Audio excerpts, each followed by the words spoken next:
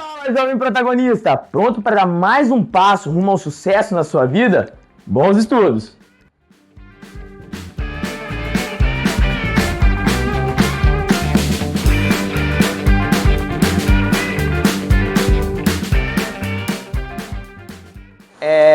Nossa última aula sobre radioatividade, terceira aula e última, ok? Depois a gente vai para a resolução de exercício. Hoje um tema bem pop, se eu posso usar assim, porque é um tema que é utilizado da química junto com a física ali para aparecer em diversos filmes, que dá o que falar, porque tem muito acontecimento histórico e prático em cima disso, tá? Então a gente segue aqui em radioatividade, nossa última aula, e eu já lanço uma pergunta para vocês entenderem do que a gente está falando hoje. A energia nuclear é uma alternativa viável, galera? Nós temos diversas formas de obter energia, entre elas, energia nuclear. Já quero que puxe aí no inconsciente de vocês o que começa a vir. O que começa a vir na cabeça aí? Bomba. Já vem? Bomba. Mais o que, gente? Núcleo. Radioatividade. Mais o que? A própria energia. Própria energia.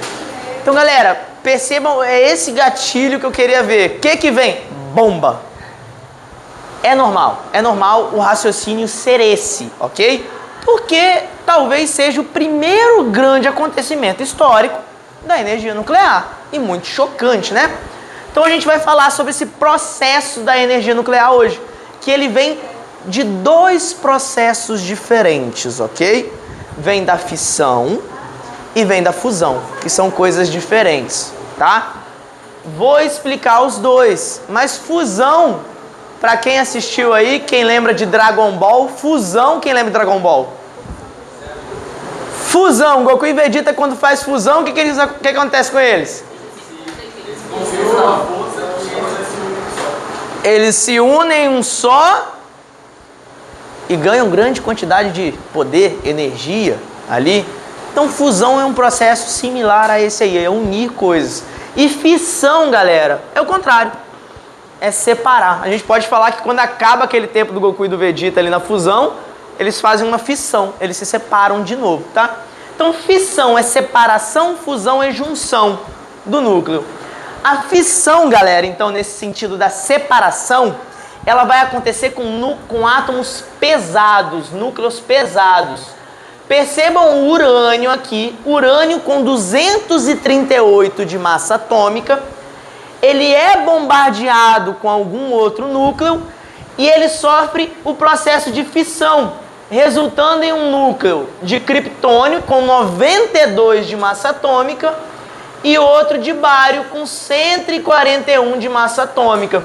Percebam que os dois são menores que o núcleo original, não é? Então é algo maior virando coisas menores, duas ou mais coisas menores. Então do maior para o menor, algo grande se separa em coisas menores. Esse é o processo da fissão nuclear. Um núcleo grande se separa em núcleos menores. É importantíssimo, importantíssimo.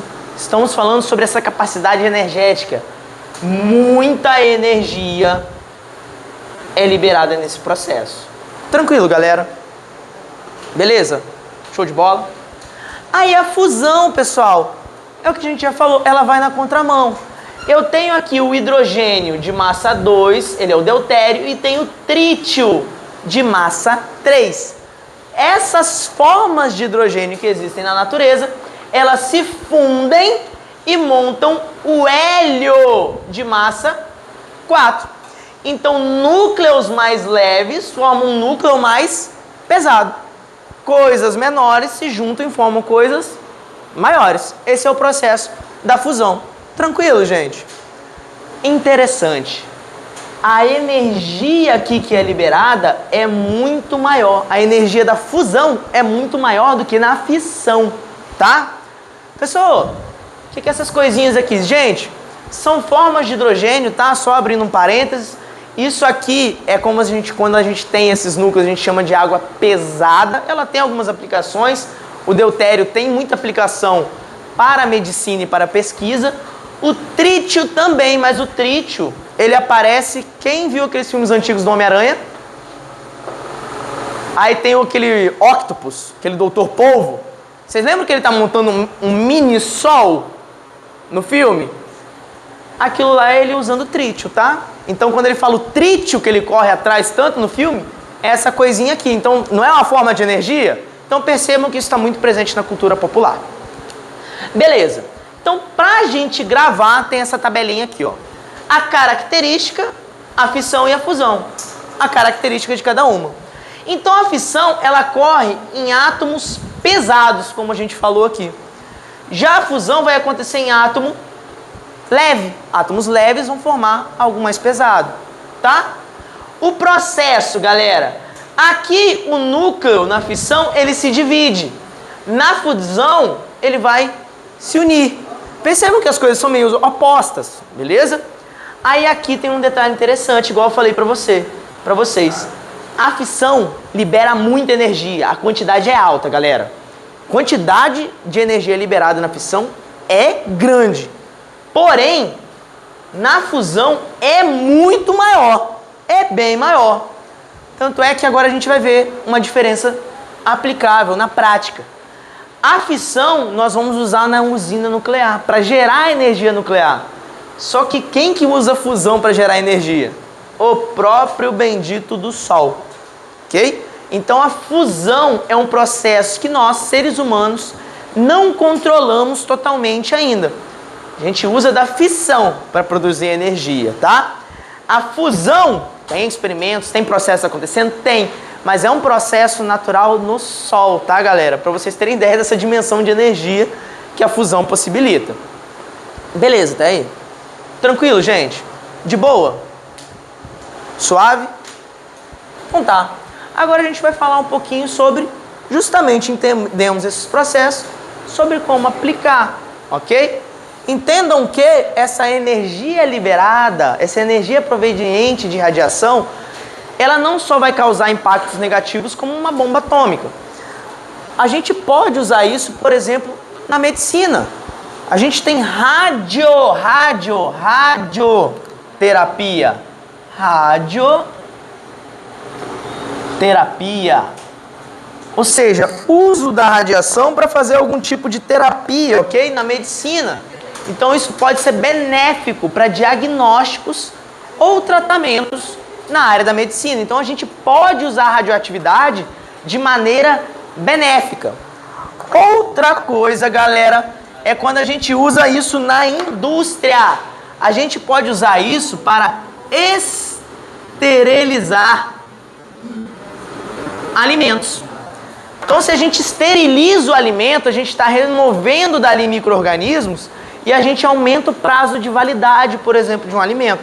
Então, a gente pode usar para tratamento de doenças, a gente pode usar também para conservação de alimentos e pode usar para a própria energia, que a gente já falou de usina nuclear. Aí eu quero voltar na pergunta aqui para vocês. Vale a pena a energia nuclear? Galera, outras formas, para dar uma dimensão. Aqui no Brasil nós temos Angra 1 e Angra 2. São usinas de energia nuclear. O Brasil produz energia nuclear.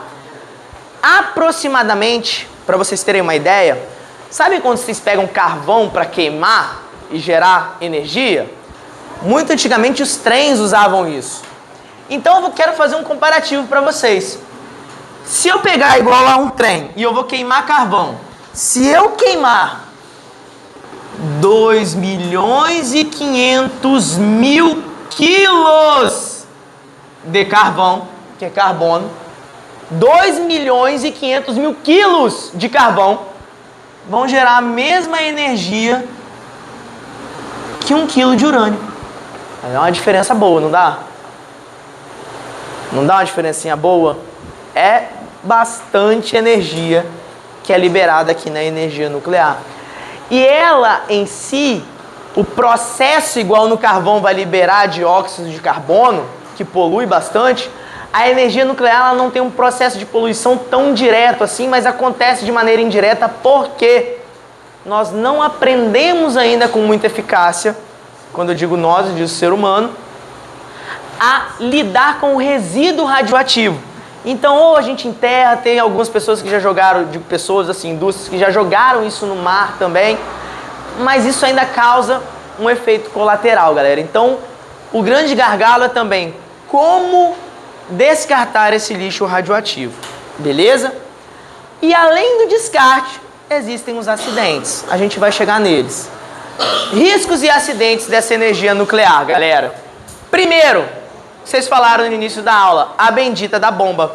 Primeira demonstração marcante de uma bomba nuclear foi Hiroshima e Nagasaki, no Japão. Todo mundo já lembrou disso? Já ouviu falar? Estados Unidos bombardeou o Japão com 2 bombas nucleares. E o que aconteceu ali, galera? Grande desprendimento de energia, tá? Aquela energia desprendida, vocês podem lembrar daquela foto daquele cogumelo atômico, tá? Uma baita explosão sendo gerada. Aqui tá aparecendo até uma árvore, meu desenho, né? Mas gerou aquela explosão, aquela energia, e aquilo se estende por quilômetros, aquele impacto. A radiação se estende por quilômetros. Então o dano, gente, é muito grande, porque, de novo, é muita energia que é liberada. Aprendemos muito, a humanidade aprendeu muito no processo de construção da bomba, em como trabalhar essa energia nuclear. Surgiram as usinas. Mas o que aconteceu em 1986, lá naquela época de União Soviética / Rússia ali?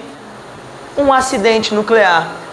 O que se conta da história? Uma das paletas, tem uma paleta na usina nuclear que controla um pouco o reator ali nuclear. Uma das paletas, o que diz a história, deu problema. Perdeu-se o controle dessa energia nuclear, o reator teve um dano, causou-se uma explosão, a gente pode dizer assim, e propagação de radiação na grande faixa ali em Chernobyl. O que acontece? Tem um seriado muito maneiro da Amazon, falando, o nome do seriado é Chernobyl. Quem tiver a oportunidade, assiste, é massa demais. E conta essa história de como que até as pessoas que foram trabalhar para conter o dano de Chernobyl morreram por efeito da radiação. Então, aquilo deixa um rastro também, tá, galera? Deixa um rastro. Interessante também falar de Marie Curie. A gente teve o Dia das Mulheres aí. Marie Curie foi quem descobriu a radioatividade, pessoal. E o que aconteceu? Marie Curie e tanto o marido que trabalhava junto com ela e os colegas de trabalho faleceram por conta da exposição à radiação. Detalhe interessante, Marie Curie era uma pesquisadora, ela anotava as coisas que ela descobria. O caderno de anotação dela do laboratório é radioativo até hoje e está trancado. Então, assim, existe um gargalo ainda entre como se trabalhar com esse rastro de radioatividade. E o último caso mais recente, eu não sei se vocês vão lembrar, mas foi no Japão, novamente. Fukushima, uma cidade de Fukushima, lá no Japão. O que aconteceu em Fukushima? O Japão foi atingido por uma tsunami. E a tsunami acertou o quê? Uma usina nuclear. Então, além da tsunami, um acidente nuclear aconteceu no Japão. As duas coisas. Então, assim, de novo, ter uma usina nuclear oferece alguns riscos, mas vale a pena do ponto de vista energético. Falando dos perigos, como que a gente evita isso então, tá? Proteção contra a radiação, galera. Uso de barreira de chumbo. A gente falou na primeira aula que o chumbo ele consegue segurar partículas radioativas e até os raios gama ali, ok? Então o chumbo ele é eficiente na proteção contra a radiação. E como a gente não fica exposto por muito tempo, isso ajuda. Tanto é que os outros métodos de proteção, pessoal, por que a gente faz o raio-x ali, mas a gente não faz tanto? E a pessoa que faz o raio-x da gente não fica próximo à máquina. Porque uma das ideias para se proteger é tempo de exposição reduzido. Então a gente se expõe a fazer um raio-x, por exemplo, pouquíssimas vezes. A gente não vai direto fazer um raio-x ou se expor a algo que leve radiação. Então uma das alternativas é fazer isso esporadicamente. E quem está lá fazendo raio-x fica do seu ladinho? Fica na sala separada. Porque um dos outros métodos é distanciar da fonte radioativa. A pessoa que trabalha com raio-x, por exemplo, ela vai ter que estar numa exposição prolongada, ela vai viver naquele ambiente. Então uma outra é contramedida, proteção com chumbo e distância da fonte, ok? Então a gente tem essas maneiras de lidar. São totalmente eficazes? Galera, funciona bem, mas a ideia é que a gente possa ficar o mais distante possível, tá? Aí, galera, uma coisa interessante também dessa distância da fonte radioativa, quem teve a oportunidade de ver Oppenheimer? Filme Oppenheimer que lançou, recente, assim, alguns anos, ganhou vários prêmios. Assistiu? Galera, no Oppenheimer, quando eles vão testar a bomba, o que a galera faz? Vai pra muito longe. Muito longe. Oppenheimer é dito como o pai da bomba atômica, ok? Então, quando eles foram testar a bomba lá nos Estados Unidos, eles soltaram a bomba no lugar, mas eles foram pra muito longe da onde a bomba estava. E ainda viram um tanto de energia sendo liberada, mesmo com a distância. Ok? Dúvida, gente? Show?